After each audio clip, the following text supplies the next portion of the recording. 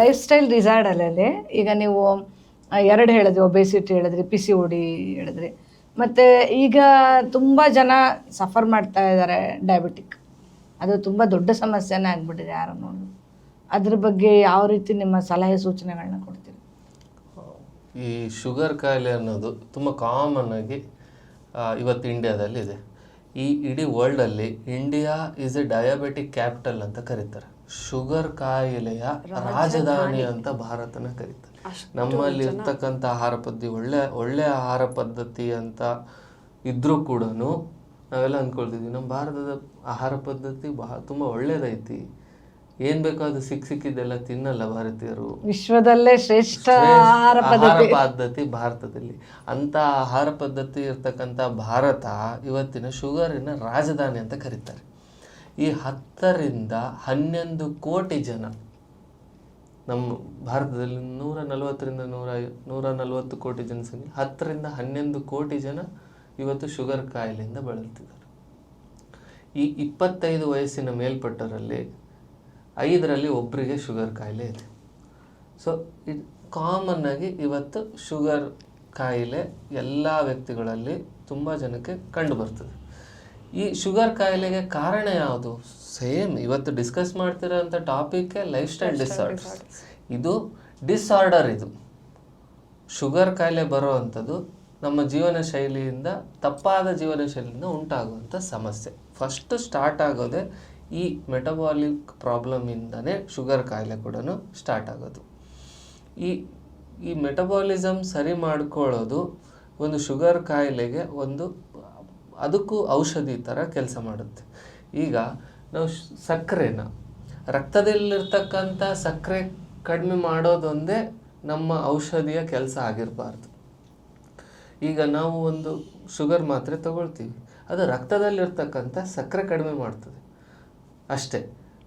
ಸಕ್ಕರೆ ಹೆಚ್ಚಿಗೆ ಆಗೋದನ್ನು ತಡೆಗಟ್ಟಲ್ಲ. ಅದಕ್ಕೆ ಯಾವ ರೀತಿ ಚಿಕಿತ್ಸೆ ಮಾಡಬೇಕು, ಯಾವ ರೀತಿ ಜೀವನ ಶೈಲಿನ ಬದಲಾಯಿಸ್ಕೋಬೇಕು ಅನ್ನೋದು ತುಂಬ ಮಹತ್ವವಾದ ವಿಚಾರ. ಈ ಜೀವನ ಕ್ರಮದಲ್ಲಿ ಈ ಹಗಲು ನಿದ್ರೆ ಮಾಡುವಂಥ ಒಂದು ಅಭ್ಯಾಸ, ಈ ಹಸುವೆ ಅಂದರೆ ಅಗ್ನಿಮಾಂದ್ಯ ಅಂತ ಕರಿತೇವೆ ನಾವು.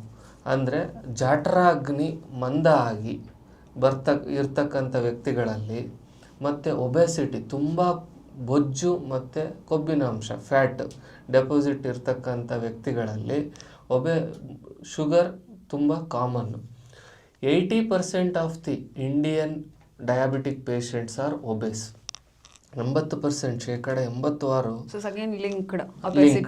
ಒಬೆಸಿಟಿಗೆ ಹೇಗೆ PCODನ ಲಿಂಕ್ ಮಾಡ್ಬೋದೋ ಹಾಗೆ ಒಬೆಸಿಟಿಗೆ ನಾವು ಸಕ್ಕರೆ ಡಯಾಬಿಟೀಸ್ ಕೂಡ ಲಿಂಕ್ ಮಾಡೋದು. 80% ಜನರಲ್ಲಿ, ಶುಗರ್ ಪೇಷಂಟ್ ಜನರಲ್ಲಿ ಒಬೆಸಿಟಿ ಇರುತ್ತೆ.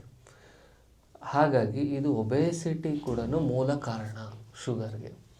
ಅದರಿಂದ ಹುಟ್ಟೋಂಥ ಸಮಸ್ಯೆ. ಸೊ ತೂಕ ಇಳಿಸೋದು, ಔಷಧಿ ಮಾಡೋ ಅಂಥದ್ದು, ಸರಿಯಾದ ಜೀವನ ಶೈಲಿನ ರೂಢಿ ಮಾಡಿಕೊಳ್ಳೋದು ಸಕ್ಕರೆ ಕಾಯಿಲೆ ಕಡಿಮೆ ಮಾಡ್ಕೊಳ್ಳೋಕ್ಕೆ ಒಂದು ಪರಿಣಾಮಕಾರಿಯಾದ ಒಂದು ದಾರಿ. ಈಗ ಈ ಪ್ರೀ ಡಯಾಬಿಟಿಕ್ ಪೇಷಂಟ್ಸ್ ಅಂತ ಇರ್ತಾರೆ. ಇನ್ನು ಸಕ್ಕರೆ ಕಾಯಿಲೆ ಅಂತೇಳಿ ಕನ್ಫರ್ಮ್ ಆಗಿಲ್ಲ, ಸಕ್ಕರೆ ಕಾಯಿಲೆ ಬರೋ ಅಂಥ ಚಾನ್ಸಸ್ ತುಂಬ ಜನಕ್ಕಿರುತ್ತೆ. ಆವಾಗ ಕೆಲವು ಲಕ್ಷಣಗಳು ಕಂಡು ಬರುತ್ತೆ ಪೇಷಂಟಲ್ಲಿ. ಈ ರಾತ್ರಿ ಎದ್ಬಿಟ್ಟು ಮೂತ್ರ ಹೋಗುವಂಥದ್ದು, ಆಮೇಲೆ ಗಂಟ್ಲು ಒಣಗೋ ಅಂಥದ್ದು, ರಾತ್ರಿ ಮಲ್ಕೊಂಡಾಗ ಸ್ಪೆಷಲಿ ಮಧ್ಯರಾತ್ರಿ ಹೆಚ್ಚಾಗಿ ಗಂಟ್ಲು ಒಣಗ್ತದೆ. ಅದು ಕೂಡ ಒಂದು ಸಕ್ಕರೆ ಕಾಯಿಲೆ ಬರ್ತಕ್ಕಂಥ ಲಕ್ಷಣ.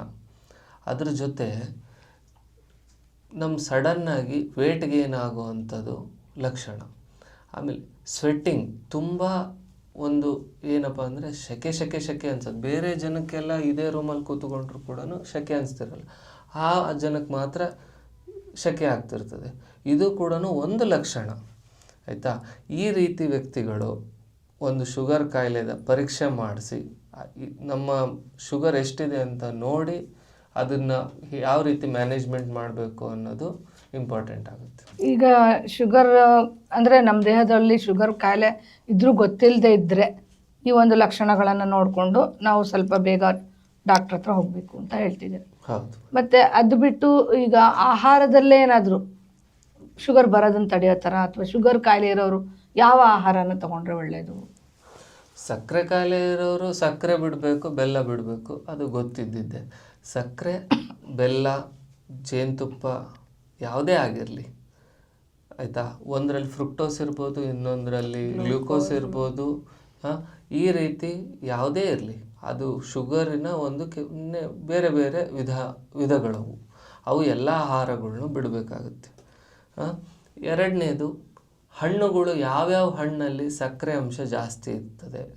ಈ ಎಕ್ಸಾಂಪಲ್ ಕೆಲವು ಹಣ್ಣುಗಳನ್ನ ನಾನು ಲಿಸ್ಟ್ ಮಾಡಿ ಹೇಳ್ತೀನಿ. ಈ ಹಣ್ಣುಗಳು ಶುಗರ್ ಪೇಷಂಟ್ ತಿನ್ನಲೇಬಾರ್ದಂಥ ಹಣ್ಣುಗಳು: ಈ ಬಾಳೆಹಣ್ಣು, ಸೀತಾಫಲ, ಹಲಸಿನಹಣ್ಣು, ಮತ್ತು ಚಿಕ್ಕು ಹಣ್ಣು ಅಥವಾ ಸಪೋಟ ಹಣ್ಣು. ಇವು 4 ಹಣ್ಣಿನಲ್ಲಿ ಸಕ್ಕರೆ ಅಂಶ ಜಾಸ್ತಿ ಪ್ರಮಾಣದ ಇರೋದ್ರಿಂದ ಈ ಹಣ್ಣು ತುಂಬ ಸೇವನೆ ಮಾಡಬಾರ್ದು. ಸಕ್ಕರೆ ಕಾಯಿಲೆ ಇರ್ತಕ್ಕಂಥ ರೋಗಿಗಳು ಈ ಹಣ್ಣನ್ನು ಸೇವನೆ ಮಾಡಬಾರ್ದು. ಇನ್ನುಳ್ಕಿದ್ದ ಹಣ್ಣುಗಳನ್ನ ಸೇವನೆ ಮಾಡ್ಬೋದು, ಆದರೂ ಲಿಮಿಟೆಡ್ ಆಗಿ ಸೇವನೆ ಮಾಡಬೇಕು. ಹಣ್ಣು ನ್ಯಾಚುರಲಾಗಿ ಸಿಗ್ತಕ್ಕಂಥ ಶುಗರ್ ಇದ್ದರೂ ಕೂಡ ಪ್ರತಿನಿತ್ಯ ಹಣ್ಣು ಸೇವನೆ ಮಾಡೋದು ಸಕ್ಕರೆ ಕಾಯಿಲೆ ಇರ್ತಕ್ಕಂಥ ರೋಗಿಗಳಲ್ಲಿ ಸರಿಯಲ್ಲ. ತರಕಾರಿ ಜಾಸ್ತಿ ತಿನ್ನಬೇಕು ಸಕ್ಕರೆ ಕಾಯಿಲೆ ಪೇಷಂಟ್ಗಳು ಅಂತ ಹೇಳ್ತಾರೆ. ತರಕಾರಿ ಜಾಸ್ತಿ ತಿನ್ನಬೇಕು. ತರಕಾರಿಯಲ್ಲೂ ಕೂಡ ಕೆಲವು ತರಕಾರಿಗಳು ಸಮಸ್ಯೆ ಕೊಡ್ತದೆ. ಯಾವ ತರಕಾರಿ? ಈ ನೆಲದ ಕೆಳಗೆ ಬೆಳೆಯುವಂಥ ತರಕಾರಿಗಳು, ಕಂದಗಳು, ಮೂಲಗಳು ಅಂತ ಕರಿತೀವಿ. ಅಂದರೆ ಈ ಬೇರಲ್ಲಿ ಬಿಡ್ತಕ್ಕಂಥ ತರಕಾರಿಗಳು. ಅದರಲ್ಲಿ ಈರುಳ್ಳಿ ಮತ್ತು ಮೂಲಂಗಿ ಬಿಟ್ಟರೆ ಎಲ್ಲ ತರಕಾರಿಗಳಲ್ಲಿ ಸಕ್ಕರೆ ಅಂಶ ಜಾಸ್ತಿ ಇರ್ತದೆ. ಕ್ಯಾರೆಟ್ ಆಗಿರ್ಬೋದು, ಬೀಟ್ರೋಟ್ ಆಗಿರ್ಬೋದು, ಗಡ್ಡೆ ಗೆಣಸಾಗಿರ್ಬೋದು, ಆಲೂಗಡ್ಡೆ ಆಗಿರ್ಬೋದು, ಇವು ಎಲ್ಲ ತರಕಾರಿಗಳಲ್ಲಿ ಸಕ್ಕರೆ ಅಂಶ ತುಂಬ ಜಾಸ್ತಿ ಇರ್ತದೆ. ಈ ರೀತಿ ತರಕಾರಿಗಳು ತಿನ್ನೋದು ಕೂಡ ನಾವು ಸಕ್ಕರೆ ಕಾಯಿಲೆ ಹೆಚ್ಚಿಗೆ ಆಗ್ತದೆ. ಮೊಸರು ತಿನ್ನೋದು ಪ್ರಾಬ್ಲಮ್ ಅಲ್ಲ ಅಂತ ಹೇಳ್ತಾರೆ. ಸಕ್ಕರೆ ಕಾಯಿಲೆ ಇದ್ದವರು ಕೂಡ ಮೊಸರು ಉಪಯೋಗಿಸ್ಬೋದು ಅಂತ. ಈ ಆಯುರ್ವೇದ ಶಾಸ್ತ್ರದ ಪ್ರಕಾರ ಮೊಸರು ನಮ್ಮ ಕೊಬ್ಬಿನ ಅಂಶವನ್ನು ಜಾಸ್ತಿ ಮಾಡ್ತದೆ. ಅದು ಗುರು ಮತ್ತು ಸ್ನಿಗ್ಧ ಗುಣ ಅಂತ ಹೇಳ್ತಾರೆ. ಅಂದರೆ ಹೆವಿ ಟು ಡೈಜೆಸ್ಟು, ಮತ್ತು ಅದರೊಳಗೆ ಫ್ಯಾಟ್ ಕಂಟೆಂಟ್ ಜಾಸ್ತಿ ಇರೋದ್ರಿಂದ ಒಬೆಸಿಟಿ ಜಾಸ್ತಿ ಮಾಡಿ ಸಕ್ಕರೆ ಕಾಯಿಲೆನ, ಟ್ರೈಗ್ಲಿಸರೈಡ್ಸ್ ಅನ್ನೋಂಥ ಒಂದು ಕೊಬ್ಬಿನ ಅಂಶ ಜಾಸ್ತಿ ಮಾಡೋಕ್ಕೆ ಈ ಮೊಸರು ತುಂಬ ಕಾರಣ. ಹಾಗಾಗಿ ಈ ಹಾಲು ಮತ್ತು ಹಾಲಿನ ಪದಾರ್ಥಗಳು ಅದರಲ್ಲಿ ಮೊಸರು ಬಿಡಬೇಕಾಗುತ್ತೆ. ಪನ್ನೀರು, ಮೊಸರು, ಚೀಸ್, ಇವು 3 ಕೂಡ ಸಕ್ಕರೆ ಕಾಯಿಲೆ ಇದ್ದವರಿಗೆ ಒಳ್ಳೆಯದಲ್ಲ.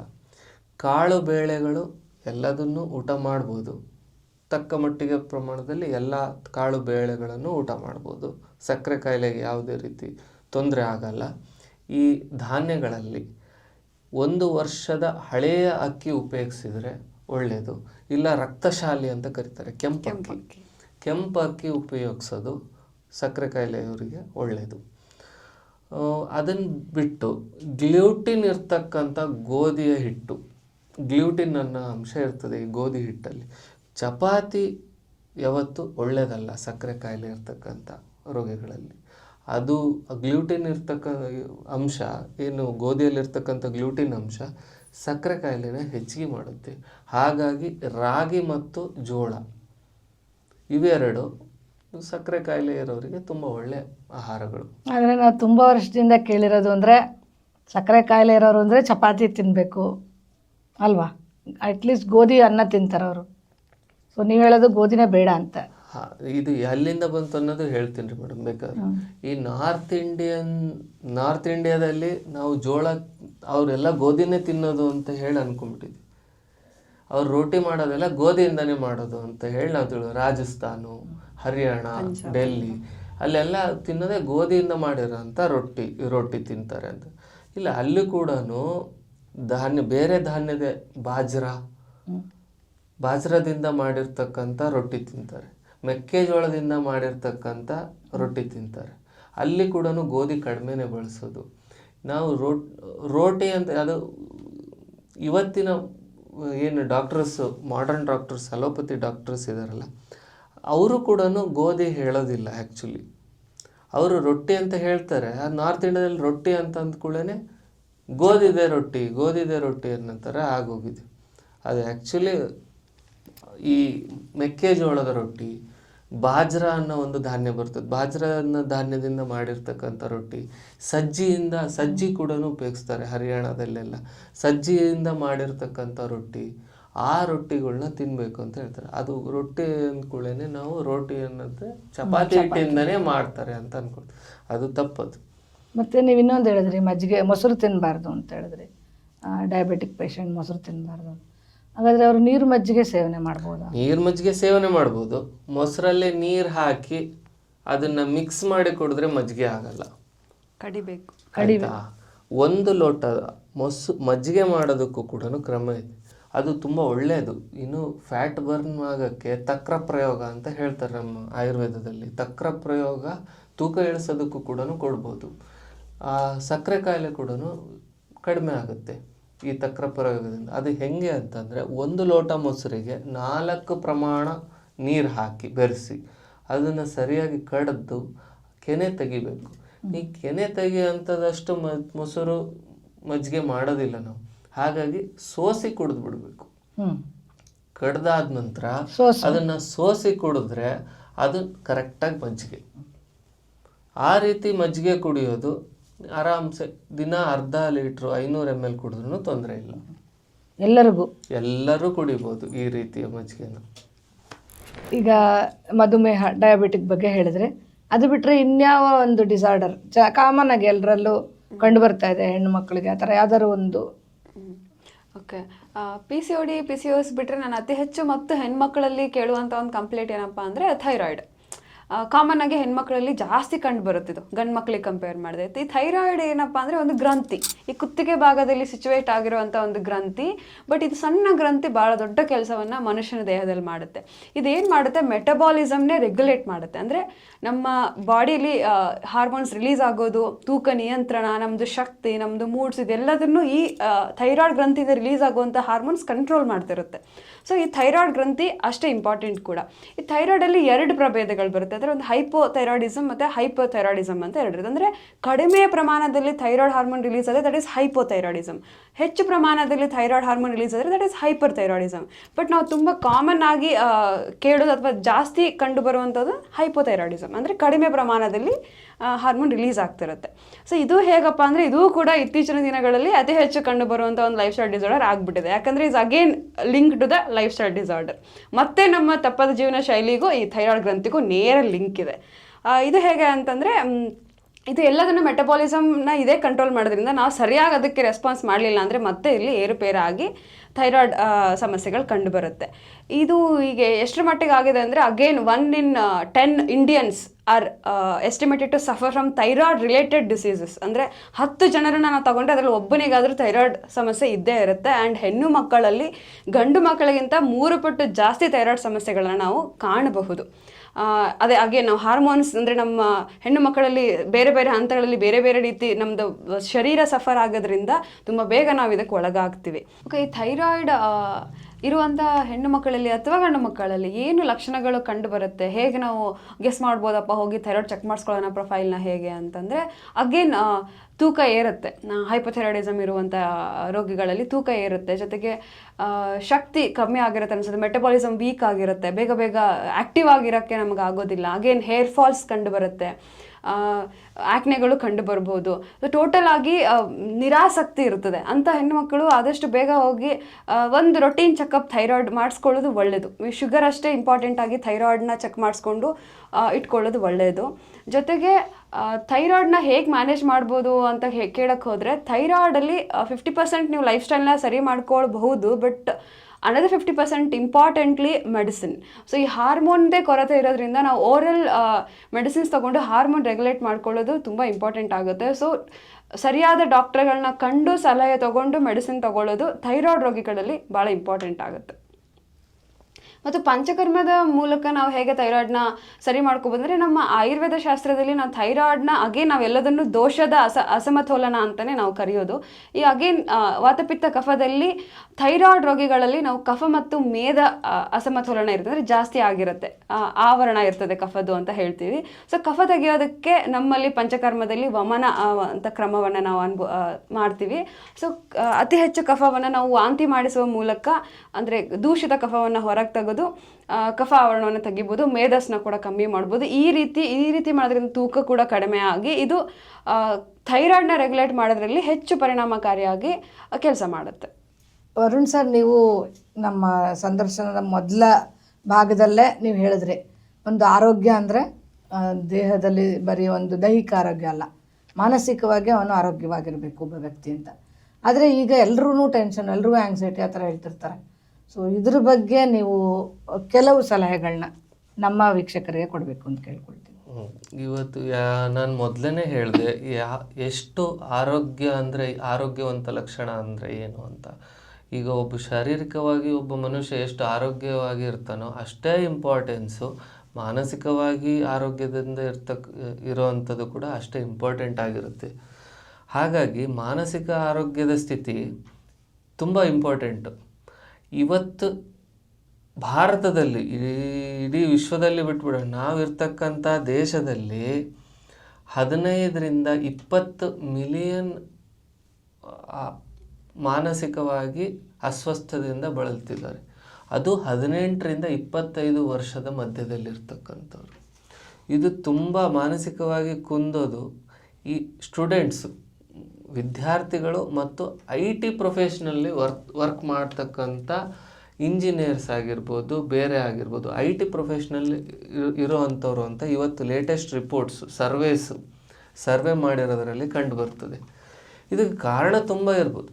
ಕಾರಣ ಏನಪ್ಪ ಅಂದರೆ, ಇವತ್ತು ಈ ಆಧುನಿಕ ಜಗತ್ತಿನಲ್ಲಿ ನಾವೇನು ಜೀವಿಸ್ತಿದ್ದೀವಲ್ಲ, ಲೋನ್ಲಿನೆಸ್ ಅನ್ನೋದು ತುಂಬ ಕಾಡ್ತಿದೆ, ಒಂಟಿತನ. ಈ ಆ್ಯಂಗ್ಸೈಟಿ ಅಥವಾ ಮಾನಸಿಕ ಒತ್ತಡಕ್ಕೆ ಕಾರಣಗಳು ಇವತ್ತಿನ ಆಧುನಿಕ ಜೀವನ ಶೈಲಿ ತುಂಬ ಇದ್ದಾವೆ. ಇದರಲ್ಲಿ ಒಂದು ಒಂಟಿತನ, ಲೋನ್ಲಿನೆಸ್.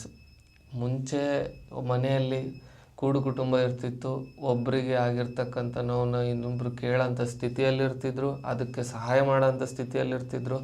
ಯಾವುದಾದ್ರು ಈಗ ಒಬ್ರು ಕೆಲ್ಸಕ್ಕೆ ಹೋಗ್ತಿದ್ದಾರೆ ಅಂತಂದರೆ ಅವ್ರ ಮಕ್ಕಳನ್ನ ಬಿಡೋಕ್ಕೆ ಚಿಕ್ಕಪ್ಪನೋ ದೊಡ್ಡಪ್ಪನೋ ಇರ್ತಿದ್ರು. ಇವತ್ತು ಕೆಲ್ಸಕ್ಕೆ 9 ಗಂಟೆಗೆ ರೀಚ್ ಆಗಬೇಕು, 8:15ಗೆ ಬಿಡಬೇಕು ಮಕ್ಕಳನ್ನ, ಅಷ್ಟರಲ್ಲಿ ಅಡುಗೆ ಆಗಬೇಕು, ಅವರೇ ಅಡುಗೆ ಮಾಡ್ಕೋಬೇಕು, ತಿನ್ನಬೇಕು, ಹೋಗಬೇಕು. ಈ ರೀತಿ ಇಡೀ ಬೆಳಿಗ್ಗೆ ಎದ್ದಾಗಿಂದ ವಾಪಸ್ ಮಲಗೋವರೆಗೂ ಮೆದುಳಿನ ಮೇಲೆ ಅತಿಯಾದ ಒತ್ತಡ ಹೇರುವಂಥದ್ದು ಇದು ಆ್ಯಂಗ್ಸೈಟಿಗೆ ಕಾರಣ.